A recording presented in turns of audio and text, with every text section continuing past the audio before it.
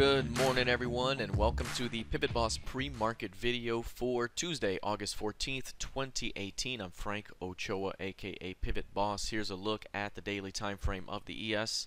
What you'll notice right here is that over the last week or so, price has pushed beyond the previous month's high. This blue line right here held for 3 days, failed new high, couldn't get above it, and that led to a push back below it. Yesterday I mentioned watch for a price to push into about 28.45, and that could be about where bears enter the market for a shot at dropping this thing into 27.90. And yesterday price got it to about as high as 43.75 within 5 ticks of that 45, and then turned around and dropped to lows.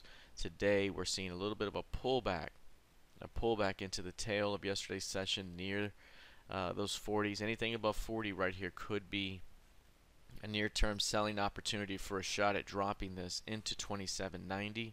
Again, that is the bear approach at the moment. That's a short-term down move type of idea, because overall this market continues to trend up. The larger channel for the most part remains intact. So you can see this lower line right here, and while we could be on our way down within the channel, again, the expectation is we continue to see further overall uptrending behavior until proven otherwise. Until it proves otherwise, and it hasn't quite done that just yet. So we're going to keep an eye on that larger channel. But for now, again, failure to see acceptance above 28.40s opens up a move into 27.90 in the near term. So keep an eye on that zone. All right, taking a look at the NQ. You'll see right here the NQ doing about the same. You know, you have your uptrending channel here, so this has been very, very clear. Not easy, but clear. You know, the overall bias has been to the upside. When price pulls back into these lower compressions here, there's usually a release of energy of some sort.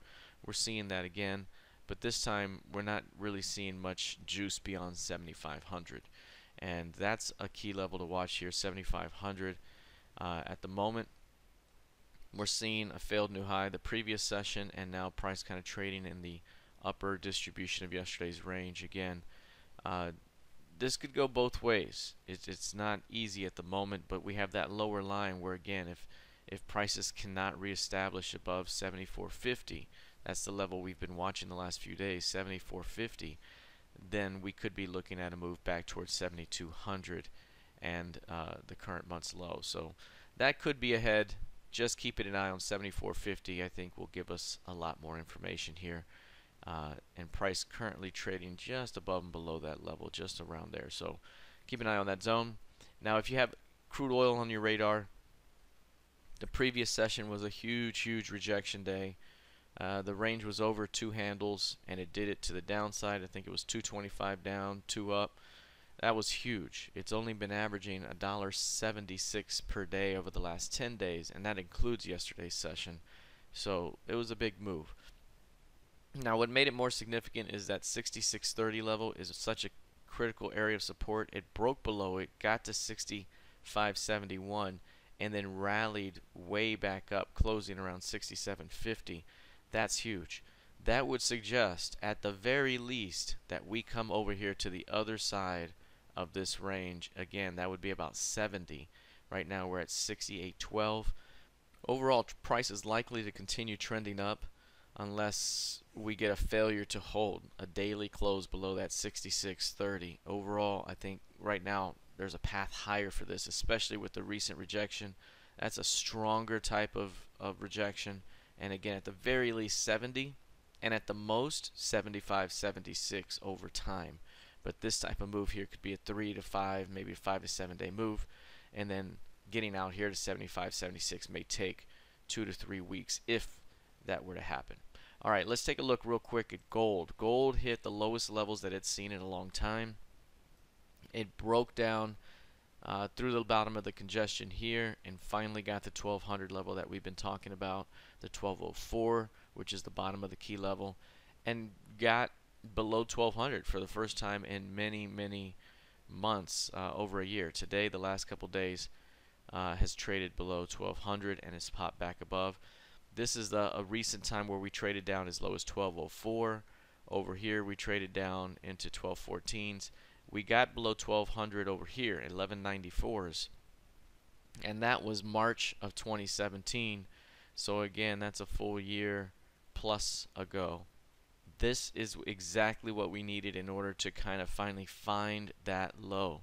We have finally flushed some of these lows, and now there's not much now below 1200. You only have the 1124s, which is a very important key level. It's the 50% expansion target, and we have been down there before. But really, this is a zone where it either bounces and returns back to value, or we drop down and go all the way back toward 1124s. And so I think right now, I think this is a good spot as any to look for some sort of buying pressure over the next few days. It may not be one day where it really goes. It may take several days, but overall, if you look up by the end of the year, are we going to be somewhere around value?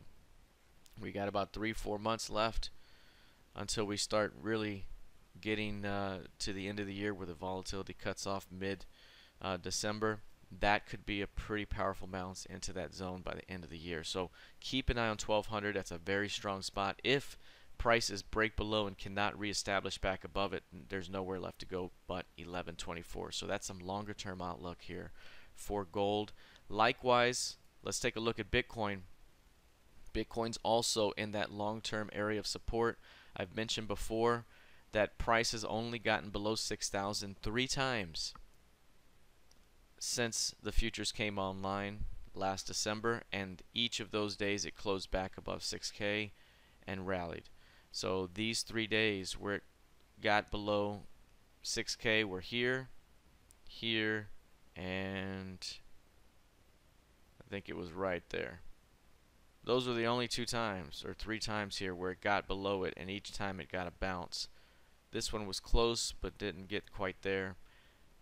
And we're below 6K right now. Now again, historical performance does not indicate future results, and so we don't know for sure if this will bounce. But if you're looking to be a long-term buyer of Bitcoin, if you're looking to be a swing buyer of Bitcoin, this is a spot to keep in mind, because each and every time it has led to a bounce. This last time took a little while to build out. This one was a 5-day compression or so. This was a 1-day rejection. So we'll see what we get here, but this is as good a spot as any in terms of price to look to defend, because value is much higher, 84, 85, and again, that could be a really good percentage move from 6K to 8K. So this is a really strong area that has seen historical support over the last many months, and again, that could provide another great bounce opportunity back toward 8K, and as we speak, price popping above 6K. Alright everyone, that is it for now. Let's see how this plays out heading into the rest of the session. Good luck and trade well.